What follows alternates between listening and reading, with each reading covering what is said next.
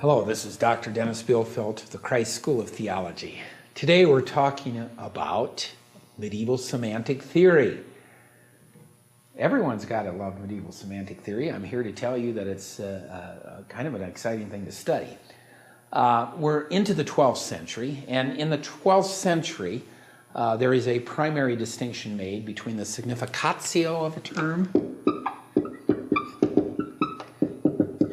and the Palacio of the term.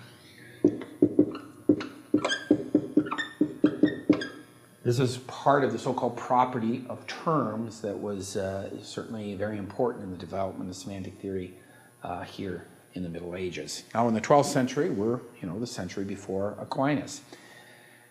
Now Anselm, St. Anselm distinguished between a significare per se, to significate through itself or signify through itself, and a significare per aliud, which is to signify through another.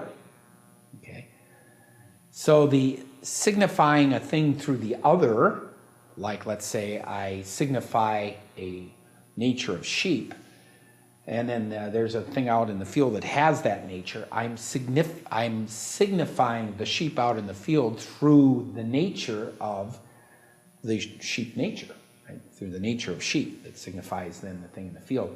So what it was called is the significare per aliud became identified with the Palacio. So that is the calling of the thing. So this now refers to the single thing, and the significatio actually goes to the form. It's kind of 12th century stuff. So to signify something is to signify the form of sheep, but then it is to refer to a particular sheep, right? So the Palacio refers to the thing having the sheep form, but the significatio actually signifies the sheep form. So now what's happening here is we're assuming a single form is common to many individuals. And then this can be signified, of course, by the same name. A univocatio, the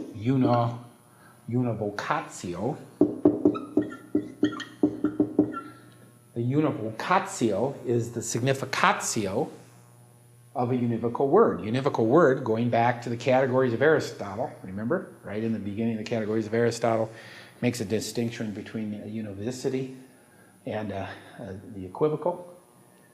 So univocatio is the significatio of a univocal word that's used in the same way each time. And it retains the signification of the name while varying its appellatio. Okay? So you could have you could refer to the sheep form, right? And it could actually call forth or refer to the sheep in the field, or maybe the painting on my mantle over the fireplace of a sheep, right? It can refer to that, so it can refer to different things, but it's signifying the same thing, and that's the form of sheep. See how that works? Okay, now suppositio at this time means basically the placing of a name as a subject. So suppositio comes out of the Priscian grammar of the 4th century. And what we find here actually is this grammatical analysis in the Middle Ages then being given some kind of deep semantic understanding that's tied to ontology. So suppositio, which at the beginning is just the name of a substance, or the subject, gets worked up here, and then the suppositium becomes the thing referred to, and we're going to show you how complicated this gets as we go forth. The relation of the name to the thing named is just its appellatio. So the appellation is, in the 12th century, the ability of a noun to name different things. Predicates can refer to things, and when they refer to things, they often ampliate or restrict the noun's spectrum of meaning. This is pretty exciting stuff. We don't think this way anymore. But it's the idea that these modifiers will take that which is signified and actually determine the largeness of the domain referred to by the name. And I'll show you how that works in a little bit.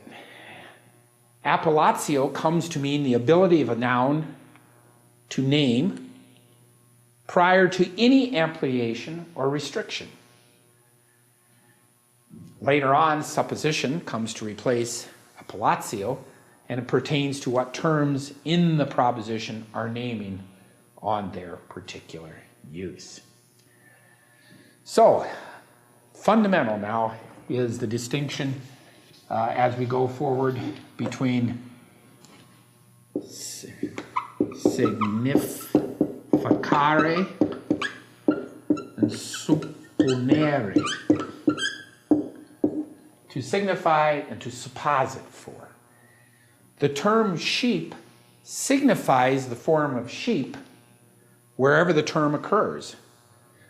But each occurrence of the term sheep, which is signifying the form of sheep, supposits for an individual sheep within different classes of sheep. Or it could even be, like I said before, a statue of a sheep. Supposition comes from supponere, which means to act as a subject, but supposition was generally extended to all terms in this analysis. So even predicates had a supposition. So I'm going to come back here. Next time we're going to get into the notion of an impositio, the imposition of a term, and see how that relates to suppositio and significatio. And yes, you have come to the right place. You're watching a primer in medieval semantics from the Christ School of Theology of the Institute of Lutheran Theology. We thank you for coming. Be right back.